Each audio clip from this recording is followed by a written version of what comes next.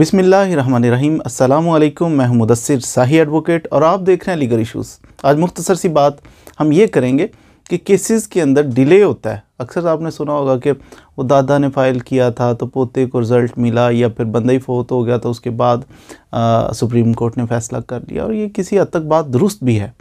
अब इसकी क्या वजह है, क्यों इतना डिले क्यों होता है, उसके कॉन्सिक्वेंसेस बाद में क्या होते हैं और इसकी काज़िज़ क्या है, बिलखसूस हम आज ये डिस्कस करेंगे। कल ही मेरे पास एक केस आया, मैं उसे देख रहा था और हैरान हो रहा था, इतनी मोटी सी फ़ाइल।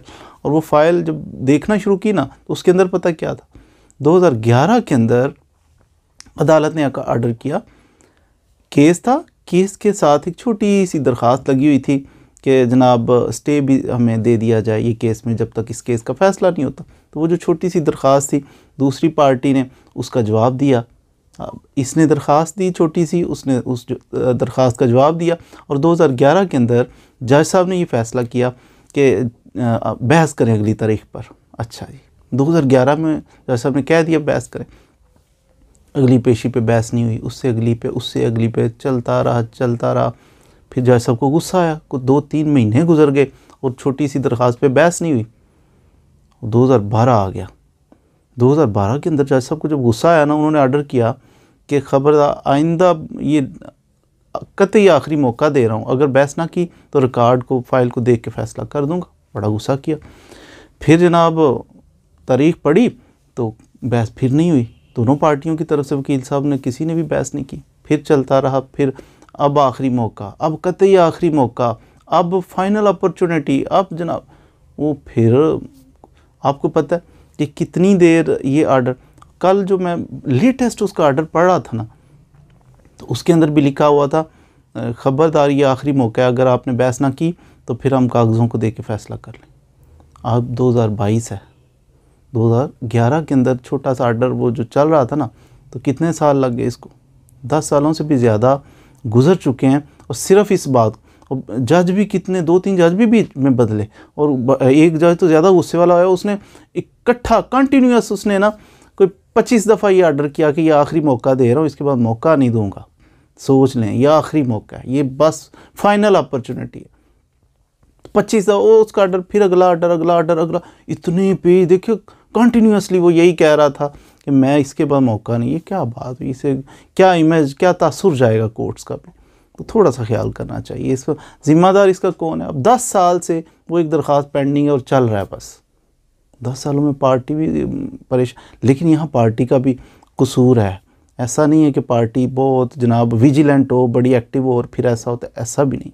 पार्टी का कसूर ये है कि भाई 2011 में जब वकील साहब बहस नहीं की, एक डेट पे नहीं ना की, दूसरी पे आगे कहें क्या मसला था, क्यों बहस नहीं हुई, बड़े अदब से कहें, झगड़ने की ज़रूरत नहीं है, लेकिन कहें क्योंकि सर इस पर बहस करें, ख़त्म करें इसको। अगर सपोज़ स्टे हो जाता है बहुत अच्छी बात है, नहीं होता हम इसको चैलेंज कर सकें। अच्छा, 1-2 तरीक़ों पे, 3 पे भी नहीं हुआ, 4 पे नहीं हुआ, 10 पे नहीं हुआ, लेकिन 10 साल तक तो केस को नहीं चलाना चाहिए कि 10 साल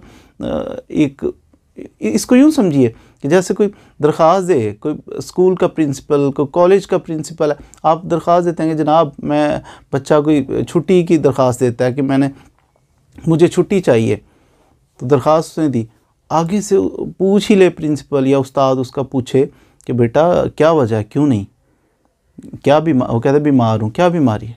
अब ये उसने कहा क्या बीमारी है, तो इज़ इट पॉसिबल कि 10 साल लगे उसका जवाब ज़ुबान से देते हुए? लिख के तो उसने कह दिया मैं बीमार, फिर वो कहता है आर्गूमेंट करो, ज़ुबान से बोलो, वो पूछ ही लेता है। तो यही जज साहब ने किया, जज साहब ने पूछ लिया कि जो दरख्वास्तें लिख के दी हैं तो इसके मुताबिक कुछ कहना चाहते हैं, कुछ ज़ुबानी भी कलाम करना चाहते हो आप, तो लेकिन वो 10 साल से सकूत इख्तियार किया हुआ है।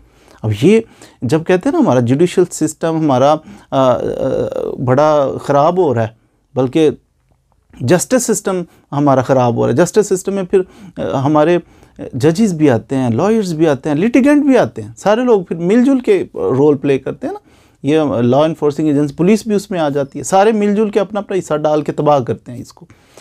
अब 10 साल तक बंदा सकूत इख्तियार कर ही नहीं सकता प्रिंसिपल के सामने, 1 मिनट लगेगा, 2 मिनट लगेंगे कि लिखा, दरख्वास्तें तो आपने खुद लिखी है ना, जो लिखी हुई है बोल दो, तो इस पर 10 साल लगाना ये बहुत गलत बात है। अगर वकील साहब आपके बहस नहीं करते, आपको हर डेट के ऊपर क्या कार्रवाई हुई वकील साहब से रब्ता करना पड़ेगा, आपको अपने केस को खुद वॉच करना पड़ेगा। वकील साहब ऑनेस्ट हैं, बड़े अच्छे हैं, लेकिन उनके पास क्वाइट पॉसिबल के 10-12 केस हैं, तो वो फिर जहाँ थोड़ा सा रिलीफ मिलता है, पार्टी विजिलेंट नहीं है, पार्टी थोड़ी सी वो लापरवाह है, तो फिर वकील साहब को भी रिलीफ मिल जाता है, कहते चलो डेट ही ले लो, कोई बात नहीं, अगली डेट पे कर लें। तो यूँ करते करते वो टाइम गुजरता जाता है, पता भी नहीं चलता कि कितने कितने साल गुजर गए। जजेस को भी केयर करनी पड़ेगी कि ये एक ऑर्डर अगर किया आपने 2, 4, 10, 28, 50 कितनी डेटों पे एक ही ऑर्डर करते जाओगे।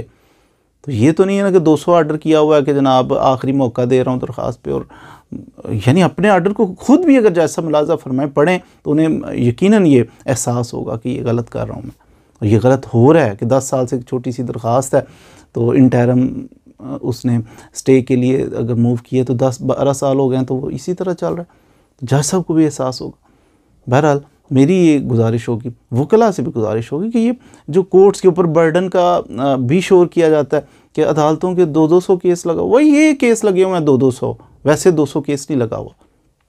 एक दिन के अंदर एक जज साहब के पास नए केसेस जो लगते हैं वो कितने हैं, वो तो देखें ना, 10 लगते होंगे, 12, तो इट मीन्स कि एक दिन में 10-12 लगे हैं। बाकी जो पेंडिंग केसेस हैं वो इसी तरह डेटें और 20-20 साल, अगर कुछ काम नहीं हुआ केस में, 10 साल गुजर गए, कुछ भी एक प्रोग्रेस ही नहीं ना हुई, तो वो लेकिन 10 साल गिना जाता रहा कि जज साहब के पास बड़े केस लगे हुए। ये तो देखिए आए कितने नए, उनके पास कितने, डिसाइड कितने हुए। अगर 10 आए 10 डिसाइड कर दें तो फिर काम बन सकता है। इसमें रोल प्ले करना पड़ेगा वकला को भी कि ये सिस्टम को ख़राब मत करें। वकला अपनी ज़िम्मेदारी पूरी करें, कोर्ट को प्रॉपर असिस्ट करें, डेट पे डेट ना लें। पार्टी को चाहिए कि अगर वकील साहब को 8-10 केस ये रब्ता करें, अगर टाइम निकाल सकें तो ख़ुद भी अपनी पेशी जिस दिन हो उस दिन चक्कर लगाएं, देखेंगे मेरे भाई आपको आपका केस है कीमती, आपके इसके साथ हुकूक वाबस्ता है, तो आपको इसको देखना चाहिए, सो नहीं जाना चाहिए। वकील साहब ओके यस फ़ोन पे, कभी कभी SMS पे, ये क्या तरीका हुआ।